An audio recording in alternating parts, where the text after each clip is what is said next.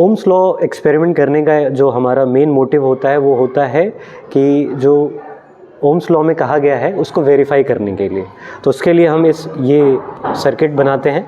इसमें हमारे पास दो चीज़ें चाहिए कम से कम, वोल्ट मीटर, एमीटर, दो नहीं, resistance and supply of power current. Yes, अब जो कनेक्शन होगा वो कुछ इस तरीके से होगा ताकि हमारा जो पावर सप्लाई है वो यहाँ पर रहे, एमीटर जो है वो सीरीज़ में कनेक्टेड रहे, वोल्ट मीटर रेजिस्टेंस के पैरेलली कनेक्टेड हो, और इस तरीके से ये एक सर्किट कंप्लीट होता है।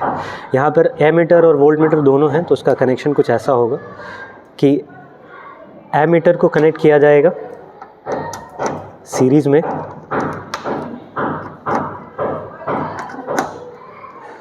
वोल्ट मीटर को कनेक्ट करेंगे पैरेलल में रेजिस्टेंस से,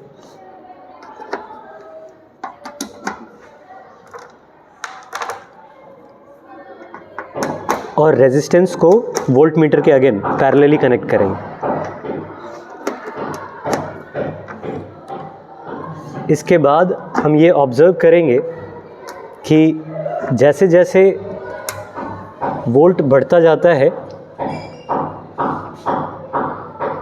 जैसे जैसे वोल्ट बढ़ता जाता है वैसे वैसे करंट भी बढ़ता जाता है।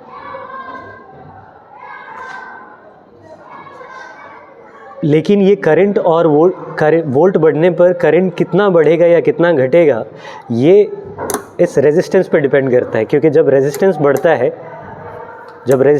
है तो करंट की जो सप्लाई है वो कम हो जाती है।